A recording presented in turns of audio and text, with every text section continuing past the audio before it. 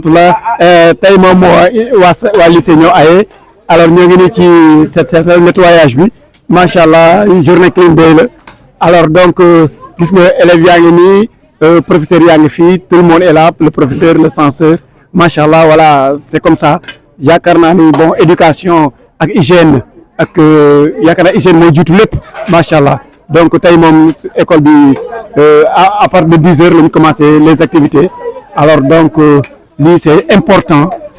effectivement mook éducation sont liés alors donc ñoo ngi invité ñëpp ñu jàpp ci macha allah am na solo trop donc li nga xam ne la duñ ko war a pérenniser mu continuer ci ànd ak accompagner ak les apprentissages donc loolu macha allah li ñu téye la bu baax a baax jërëjëf merci beaucoup voilà bon je m'appelle Ousseynou Diaw surveillant général au lycée de Richard Toll voilà donc ñoo ngi leen di gërëm di leen sant bu baax a baax jërëjëf merci les élèves merci les accompagnants merci les partenaires jërëjëf. Good morning, ladies and gentlemen. So today we're here for the prospect of school clean. So we want all the students to contribute, to participate, because we want our school to be clean, because it's part of process of environmental. And we're very happy. All the students are here. Everybody is working, and really we are very glad. And all this purpose is for Richard Toll High School. We want our school to be clean. And the motto is school clean. Thank you very much, Richard Toll TV. Chers étudiants, je me nomme Amadou Top, élève en classe de TL2E. Je suis le président de l'organisation. Vraiment tey ñu ngi ci set setal bi mais élèves yëpp ñëw nañu professeurs yi aussi jàpp nañ ci vraiment kontaan nañ ci gars yi trop wax dëgg yàlla liggéey bi maanaam mi ngi jëm kanam et on a comme on le dit rek une corps c'est dans une établissement dans un corps sain mooy loolu vraiment lii rafet na trop parce que acte bu rafet la parce que bu ñu sañoon fii tey ku neexoon am na li ngay def mais am na moom fa nga bàyyi dara pour def dara ñu ñëpp ñëw fii ne bàyyi seen yitte ñëw fii ne amuñ seen fay wax dëgg yàlla rafet na trop professeurs yi nekk élèves yi comme ay morom lii maanaam lii dara dàqu ko parce que ñoo dajaa si classe yi rek parce que école bi tamit xar yi tilimaluñ ko béy tilimaluñ ko ñun élèves yi ñoo ko tilimal mooy la ñoo ko tilimal ñun élèves yi kon yoon la mu tilim ñu ñëwaat balewaat ko dafa leen kenn suñu bopp nañ ko defal parce que l'islam sax dafa bëgg lu set donc bu ñëw fi tey di setal kon lii benn maanaam honneur bu mag la dañ honoré suñu bopp honoré maanaam fu ñu romb rek xam ne lii maanaam acte bu rafet la wax dëgg yàlla lii moom rafet na trop di leen wax aussi tamit ngeen abonné si Richard Toll TV élèves yëpp massivement ñu soutenir ko parce que Richard Toll la dëkk ñooy yeewandoo chaque jour kon c'est normal ñu abonné aussi moom maanaam soutenir ko jàppale ko parce que bu développé fu mu mënti dem danaa Richard Toll la dëkk foo mënti dem Richard Toll ngay ñëwaat boo fi demoon tamit Richard Toll ngay ñëwaat kon daal li ma leen wax mooy ñu abonné si seen ñun ñëpp Richard Toll 7 TV ñu abonné si ñun ñëpp massivement ñun ñëpp ñu abonné vraiment kontaan nañ si yéen trop waaw comme bu ñu leen waxee rek ngeen abonné wu carrément si seen massivement si seen bi mooy Richard Toll TV bu ngeen demee YouTube di ngeen ko fekk bu ngeen demee TikTok la même chose tamit di ngeen ko fekk si plateforme bépp bu ngeen mënti duggee di ngeen ko fekk ngeen abonné wu massivement muy professeur di élève lien bi ngeen partagé ko parce que suñu doom la suñu mag la ñu ñoo ko war a soutenir seen bi maanaam mu am ay follow yu bëri parce que bu avancé ñu la avancé parce que mu ngi nii bàyyi itam ñooy soutenir ñu si suñu setup bi bu ko neexoon mu toog këram ne non du ma ko def mais mu am benn engagement boo xam ni bu toll ni ñu fekk suñu fii nii di ñu jàppale si liggéey bi vraiment kontaan nañ ci moom honneur à Richard Toll TV.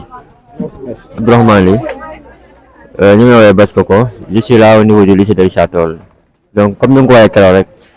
nous gérons ce qu'on appelle la restauration de l'établissement et nous sommes aussi un partenaire aussi du lycée donc saa ñu amee activité ñun aussi dañ ciy contribuer waaw ndax li moom lu war la quoi ndax ñu ni moom balaa dara moom set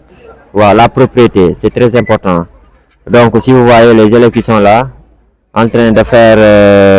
activité de set setal donc c'est juste que pour gën a d'abord yeesal école bi et aussi participer aussi si développement environnement aussi de l'établissement ndax fi nga war a jàngee moom dafa war a set comme que aussi démarré nañu activité tey yii nii je pense aussi am na yeneen activités yoo xamante ni ñoom dinañ ko def ci année scolaire bi donc comme ni nga ko waxee rek ñun duñ fi nekk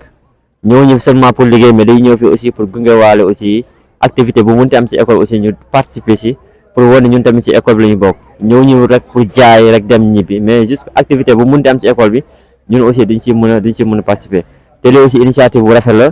di ci gërëmaale aussi proviseur ak gis nga proviseur yaa ngi fi gis nga aussi administration bi ñëpp a ngi fi prof yëpp a ngi fi donc élèves yi tey l'ensemble des élèves sont là donc pour participer aussi ci développement au lycée bi. Ok, merci. Merci, c'est monsieur Oumar Deya, je suis professeur d'éducation physique au lycée.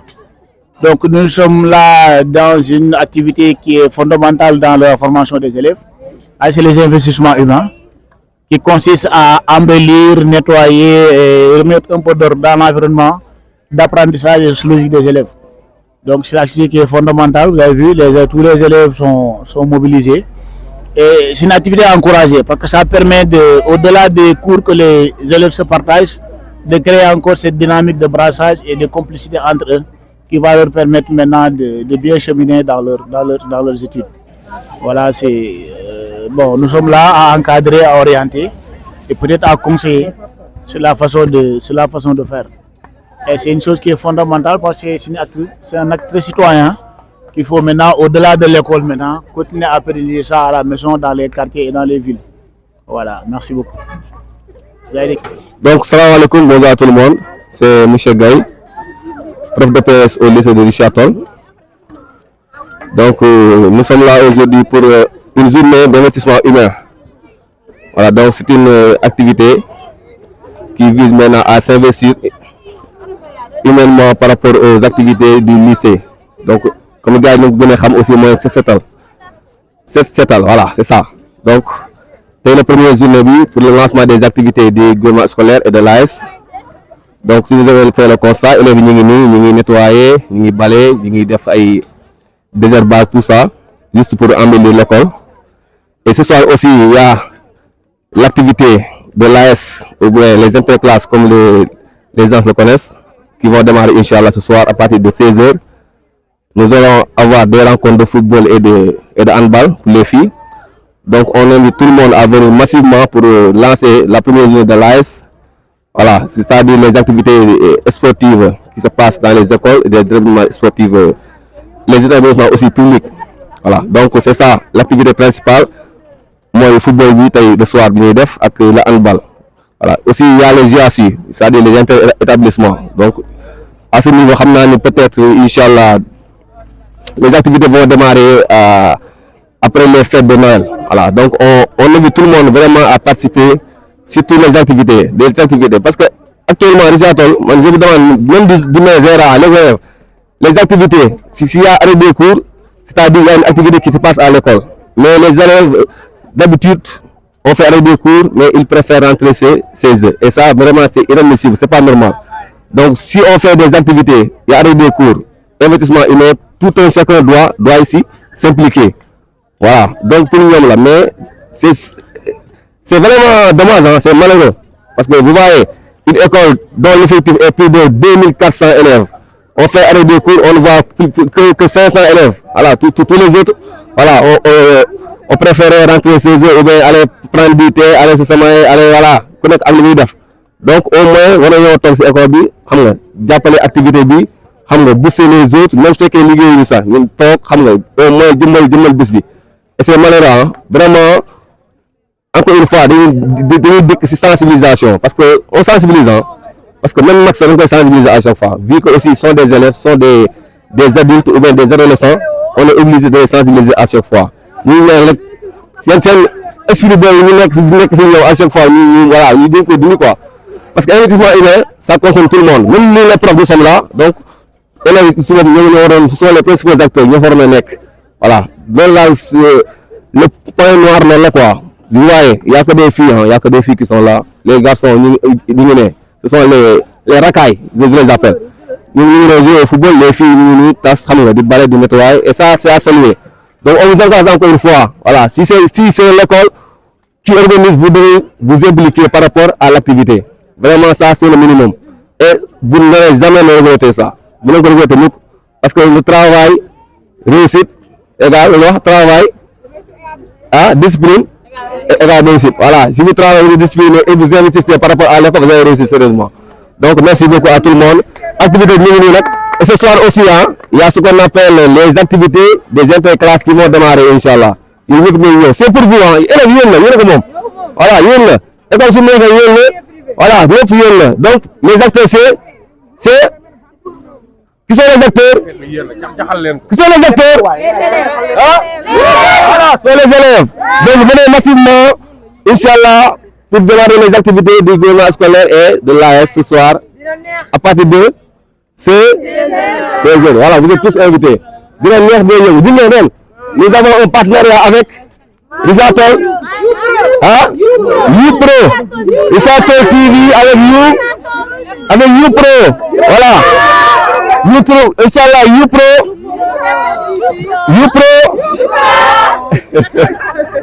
waaw il faut abonner massivement aussi voilà doole bi mooy lan yéen vous n'avez pas d'argent à lui donner li ngeen may doole mooy lan les abonnés les partages aussi parce que soo abonné yow si yow la yem mais soo partagé kay nga ko gis mu mën a abonné voilà donc nous sommes en partenariat avec YouPro Risatol TV maintenant pour toutes les activités Inch'Allah du début jusqu'à la fin de l'année donc activité bi ñu def Inch'Allah YouPro sera présent pour un peu maintenant tas xibaar yi xam nga li xew si école bi tout ça pour ñëpp mën see jot parents yi xam ni vous avez arrêté cours l'école yi taxawaalu au moins seen doom ñu ngi fii di liggéey voilà donc merci beaucoup à tout le monde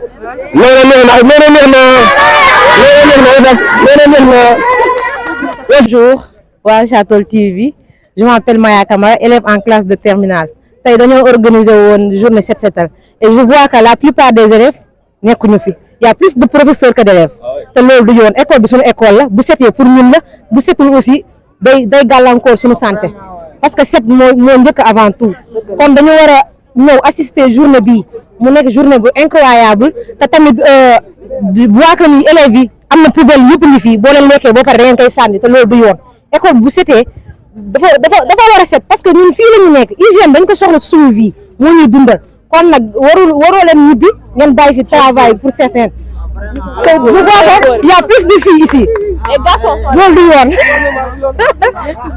tey jii cette année à travers Risatol TV tey jii nag moo nekkoon journée intégration gouvernement scolaire macha allah ñu gis fi tey jii waa ban association waa Sonaget ñu ñëwoon fii macha allah ngir accompagner élèves yi ci liggéey bi ñu bu dee am ngeen kàddu yéen ci sànni.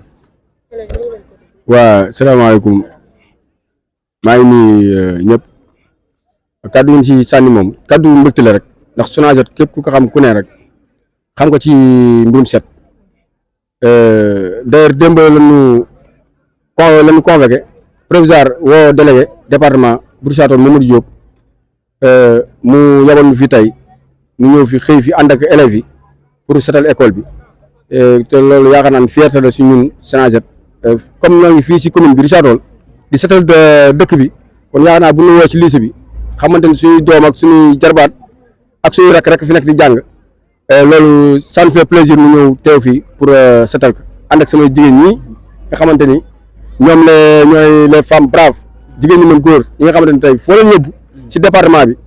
fii si commune bi foo leen yóbbu rek si wàllu set rek ñoom bu fa àggee rek macha allah mention spéciale ak ñoom waaw.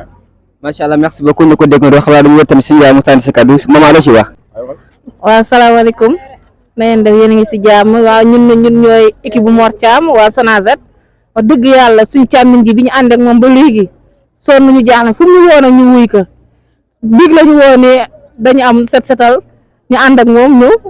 si set setal bi man nag dama mënul wax nag loolu mooy sama affaire. Bonjour à toute la communauté éducative. C'est Monsieur Beau, professeur de français au lycée de Risatol. Donc aujourd'hui c'est une journée spéciale, donc une journée d'investissement humain. Donc comme vous pouvez le constater, les élèves sont un peu partout éparpillés pour simplement rendre les lieux propres. Comme on dit, l'adage dit dans un esprit sain, dans un corps sain. Donc c'est pourquoi le gouvernement scolaire a organisé cette journée en rapport avec l'administration et surtout en rapport avec les collègues qui ont fait le déplacement. Nous remercions surtout les collègues qui ont fait le déplacement. Bon, les autres certainement sont occupés quelque part, c'est pourquoi ils ne sont pas là. Mais nous sommes là en tant que coordinateur du gouvernement scolaire, en tant que aussi les ministres sont un peu partout, le président du gouvernement scolaire aussi est là. Nous remercions par là aussi la collaboration de la mairie, donc en rapport avec les présidents des conseils de quartier de Yak Sabar surtout et de Tchabar. Ils nous ont prêté quelques matériels pour nous permettre de de réussir cette journée d'assainissement. Donc par la même occasion, nous encourageons tous les élèves qui ont fait le déplacement et demandons aussi aux autres qui généralement n'assistent pas à ces genres d'activités de commencer à le faire parce que c'est important. Il ne s'agit pas seulement d'étudier ou d'avoir des connaissances à l'intérieur des classes, il y a aussi ce qu'on appelle des activités extramuros, c'est-à-dire qu'ils doivent sortir des murs, donc qui sortent des murs, ça fait partie de ces activités. Je pense que dans la deuxième phase, nous allons aller beaucoup plus loin parce que c'est une activité qui est administrativement reconnue maintenant parce que le président de la République a déjà posé le premier acte, ce qui fait que nous aussi, en tant qu'administrateurs et en tant qu'enseignants, nous devons suivre. Okay? C'est pourquoi la prochaine fois, je pense que nous allons aller dans une échelle beaucoup plus grande en impliquant la police, la gendarmerie, l'armée, les sapeurs-pompiers et les autres corps qui tournent autour. Nous remercions aussi les membres de l'UCG, vous les avez vus, ils sont un peu partout aussi. Okay? Ils nous ont aidés avec le tenue vert, donc ils sont là un peu partout, ils font le travail, ils font le job. Vraiment, c'est une journée qui est réussie à moitié, mais la prochaine fois, on peut faire mieux. Mbaye moo nekkoon président Babacar Mbaye moo nekkoon président gouvernement scolaire daaw macha allah mu def liggéey bu am solo ren jii nag mu daal di tabb ki nga xamante moom moo di Mika ñu bëgg xam lu waral loolu nga tabb ko ba pare nga ñu ànd ak mu ci liggéey bi macha allah.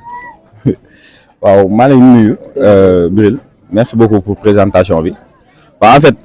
Mika dafa fekk ni mu nekk ki nga xamante ni su ñun la nekkoon di liggéey comme ñun c'est pas ça veut pas dire que ni ñeneen ñi liggéeyuñu mais maanaam moom daf si def liggéey bu am solo tamit. si wàllum environnement bi tey jii nii li nga xamante ni moom moo ko jiitewaat tey ñu war a def journée sans sac ak set setal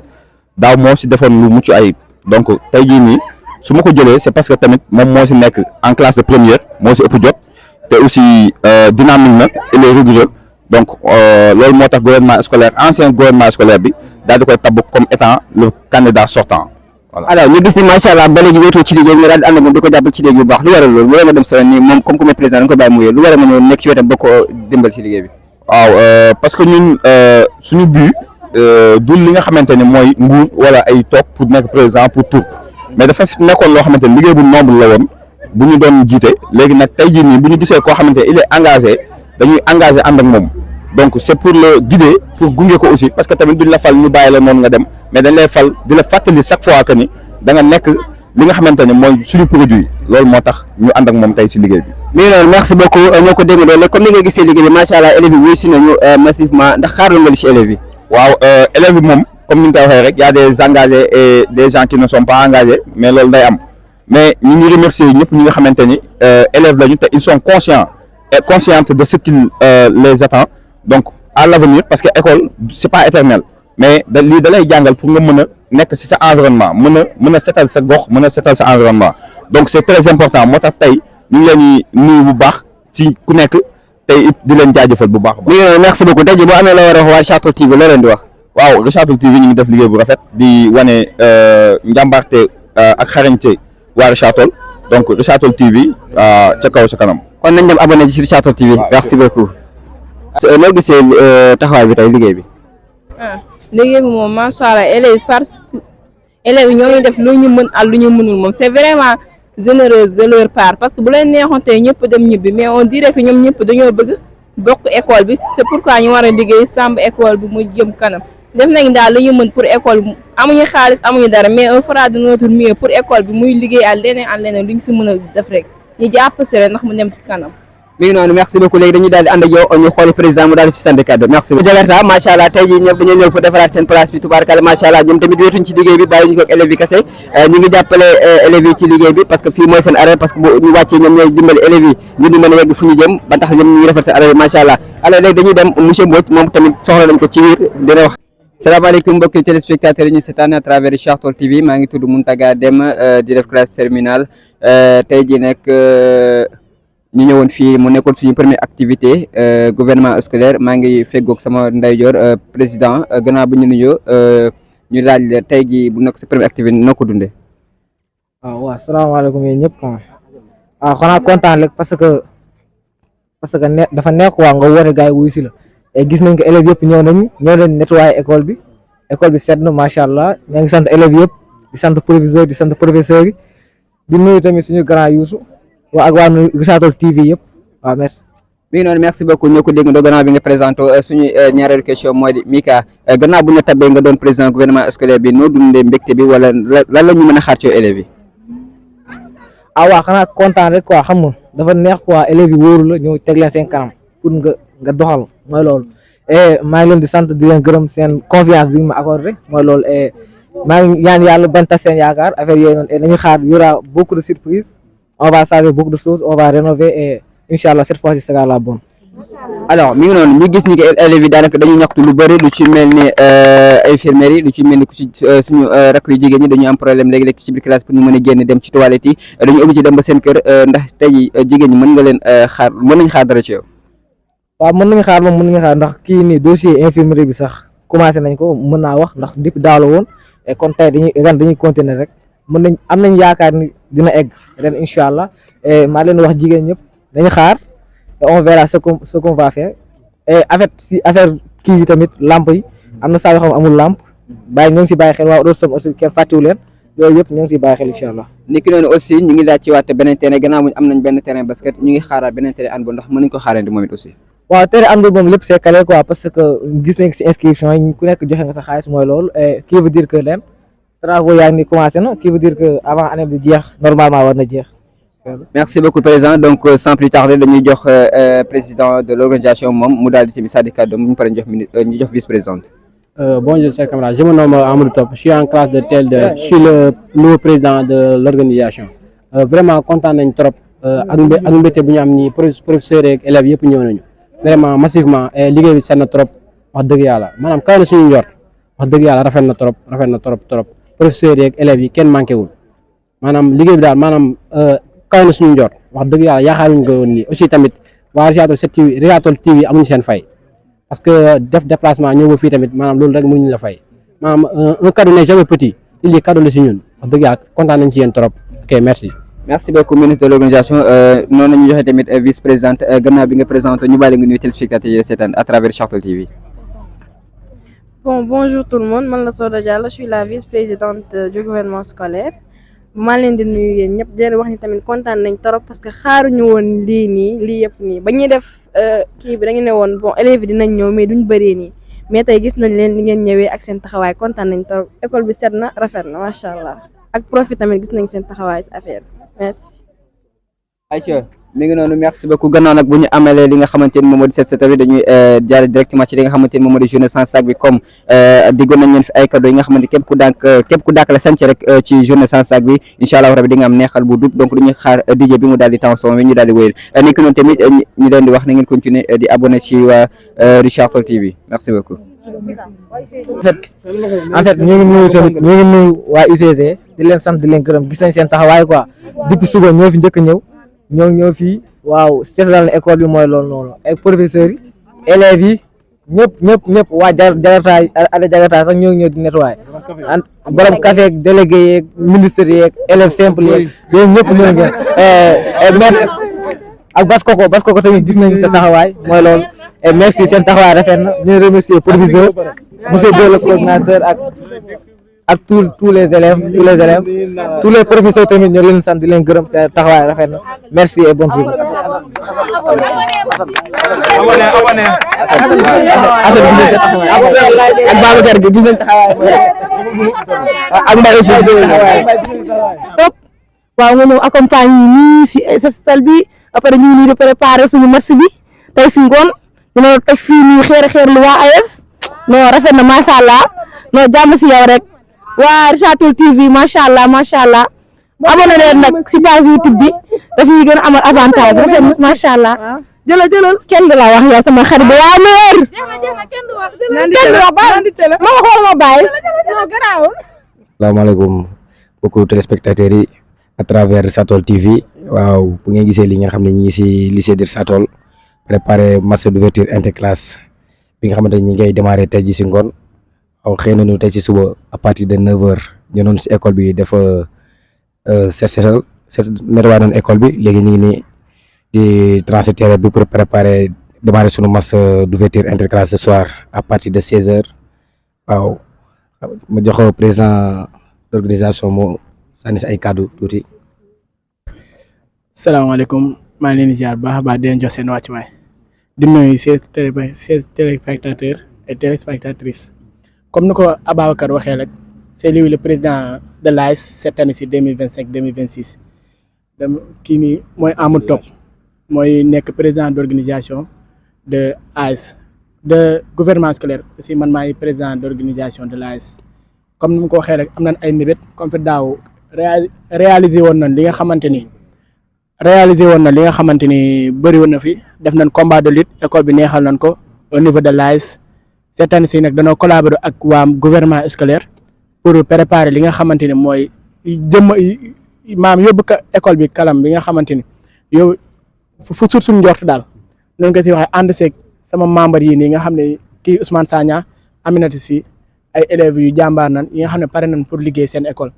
comme ni ko gars yi di waxee un esprit sain dans ce cadre de vie sain ndax sport nag dafa boole li nga xamante ni day dajale ay nit mais du tasaare ko ndax sport moo mën lu nekk di wàccee foofu sama cadre di jox sama gars yi ñi kii ni jàllale ko après si kanam tuuti dina leen jàllale suñu programme yeeg yooyu noonu rek affaire bi moom noonu la rek maanaam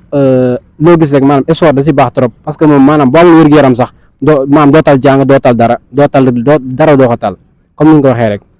dina wax gars yi ngoon nag ñu ñëw massivement ñu seetaan match bi parce que war na neex trop parce que ñëpp professeurs yaa ngi fi élèves yaa ngi fi instant ñu ngi si terrain bi ñu ngi koy defar ñu ngi baliser terrain bi pour ngoon maanaam match bi à partir de 16 heures ñu teel assister élèves yi toog seetaan wax dëgg yàlla maanaam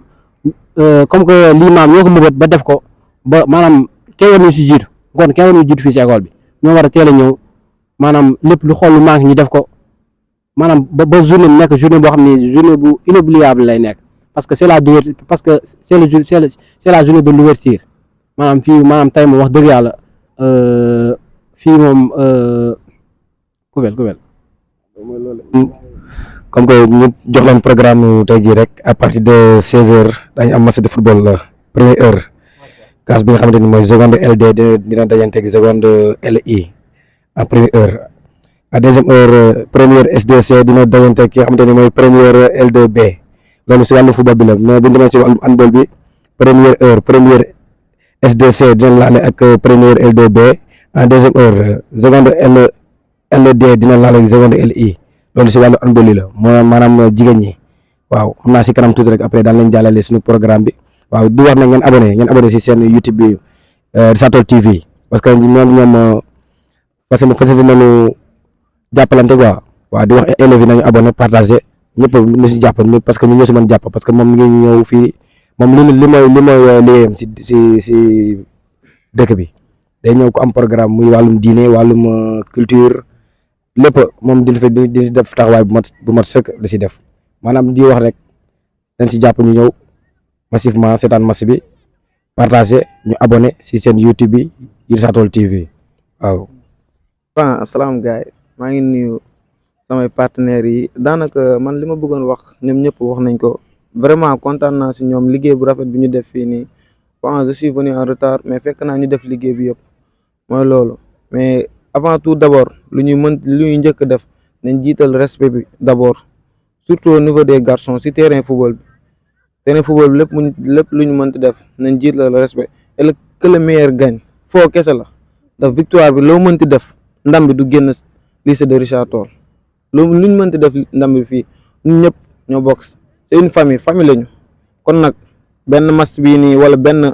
25 minutes bu mu tax ñuy noonoo ñun ñëpp benn nañ presque xamante nañu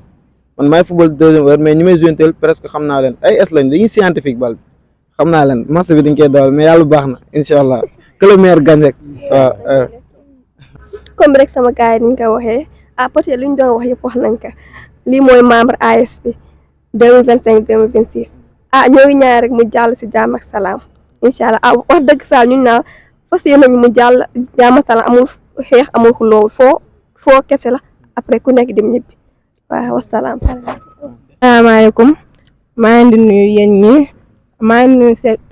spectateur Risatol TV comme ni nga xamee ñun ñooy waa membre AS je suis responsable sportif di adjoint tamit monsieur Diop ñun ñooy waa membre AS te ñooy organiser kii bi interclasse yi comme ni nga ko xamee bëgg nañ tamit du moins bëggoon nañ tamit interclasse yi ñu passé ko comme ni ñu ko bëggee jàll ci jàmm commencé ko ci bismillahi rahmaani rahim jeexli ci alhamdulillahi rabbil alamin ñu passé ko en bonne humeur jeexale ko tamit mooy loolu comme vous le savez kenn du leen wax. waaw mi ngi noonu bu ko defee duñu jeexal te duñu sànni ay mots de remerciement ab di commencer ci proviseur waaw di ak censeur di gërëm tamit monsieur Diop et monsieur Gaye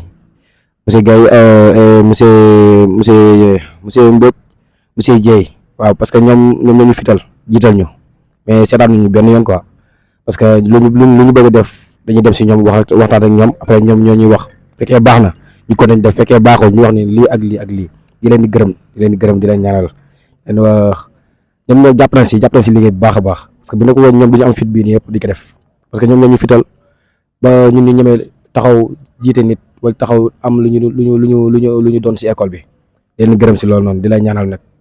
di gërëm sama waa ji Zo mi ngi ne waaw dama ko bëgg a indi sax si mu intégré min ɗo e gardi koɗo école o kay machallah min mbi o ɓoyi ɗo kay jeeri école o kala ko élevé ɓe sohli kan koye mum kala hannde ganna nde keɓenda pori holɗum mbawɗa walla holɗum jiiɗa école hannde jiiɗi hen tan ko ɗum laaɓi no feewi moƴƴi kay tabarakallah kala ko jiiɗa fof ko mohlo wawi ɗum fewnide hannde de ɓe ngari hunde fof laaɓi e ko heddi ko kadi neɗɗo yetta kadi ardeɓe école o wayno faal e major pour fiiɗi fof neɗɗo yetta ɗumen neɗɗo yetta Allah neɗɗo yetta machallah nde calminɗa joni holɗum mbawɗa wiide élève ɓe walla holɗum mbawɗa waɗ conseil élève ɓeɗa ɓooyi ɗo ko an woni ɗumen ɗo holɗum mbawɗa on wiide élève ɓe kam mbawi wiide élève ɓe ka ko yoɓe tinni yoɓe mbaɗa set yoɓe law école o pewna ha feewa saabu ko école mumen ɓe tinno ɓe jangga anani kala ko jiiɗa jangde okkirta ɗum a dow yawti ko gueɗal Allah anani no heddi ko meɗon salmin onon jooɓe radio TV radio Richard-Toll TV neɗɗon salmina directeur o neɗɗo salmina kadi présidenta mo ganduɗa koye addi ɗo micro o ɗum salmina no fewi a jarama a sayminama no fewi a weltanama machallah a jarama merci Spectateurs, je suis Alain Cheikh, je suis le ministre des Affaires étrangères. tey nag gis nañ fi élèves yi ñëpp bàyyi seen yitte ñëw fii nettoyer école bi mais un message laa bëggoon lancer que nettoyer c'est bien mais ne pas salir c'est mieux gars yi ngir yàlla nañ si jàpp bu leen sànni seen sachet yi seen classe aussi tenir leen ko chaque fois dañ koy nettoyer chaque week-end dafa am ku koy nettoyer tenir leen ko ngeen di sànni seen mbalit yi si kii si poubelle yi et merci beaucoup.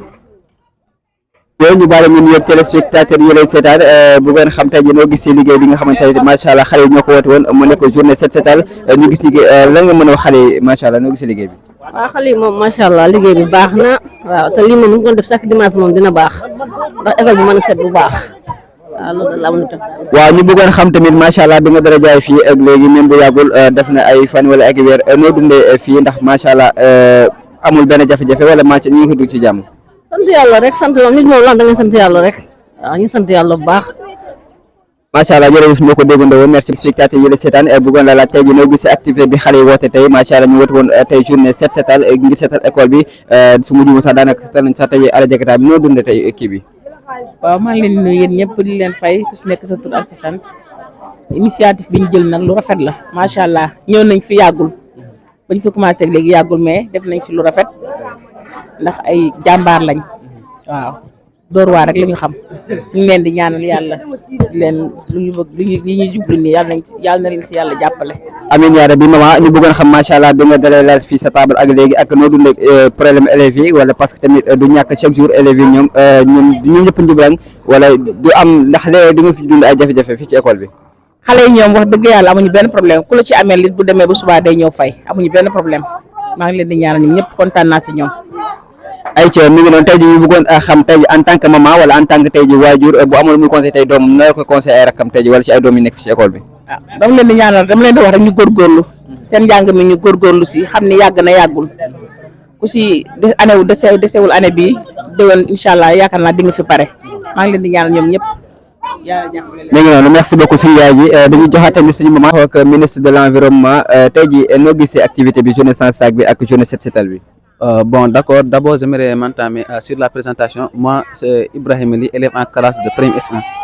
Oui, mon rôle dans l'administration, c'est que je suis le ministre de l'Environnement. Oui, aujourd'hui, le CECETAL, ça s'est bien passé, je peux dire. Mais on s'attendait à beaucoup mieux, c'est-à-dire les gens qui sont présents ici. Oui, parce que l'école, si on compte à peu près, c'est 2600 et quelques élèves. Et on ici à moins de 100, je peux dire. Mais on a fait de notre mieux. Et Inch'Allah, tout va bien se passer.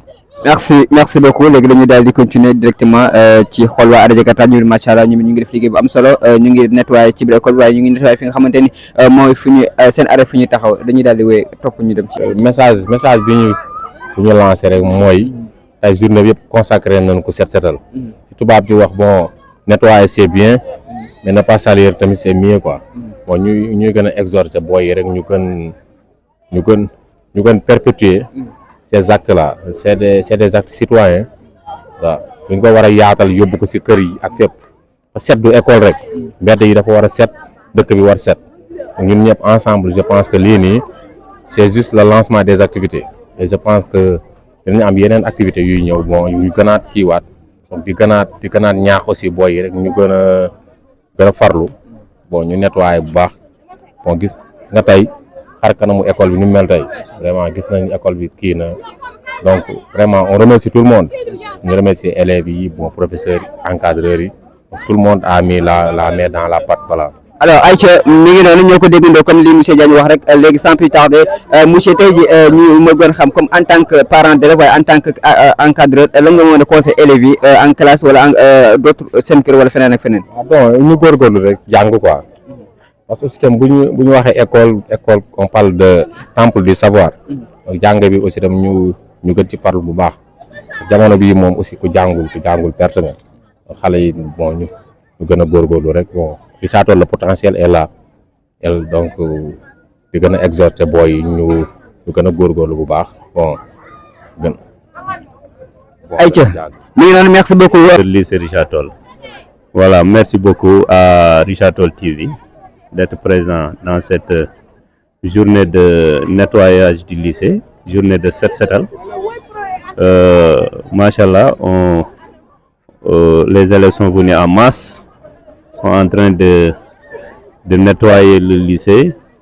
et vraiment on remercie tout le monde. On remercie aussi surtout l'UCG, la Sonaged,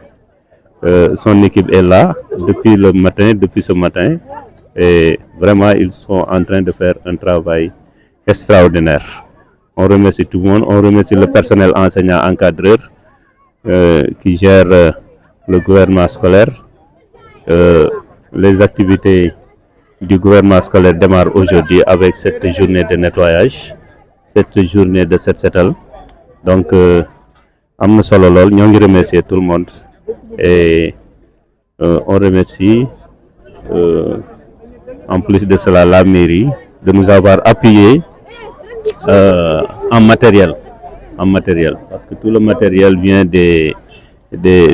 la mairie, surtout avec les chefs de quartier de Gallo Malick et de Yakou Sawar. Donc on remercie tout le monde, c'est ce que je voulais vous dire. Merci encore une fois à Richard Toll TV d'être présent. Merci beaucoup.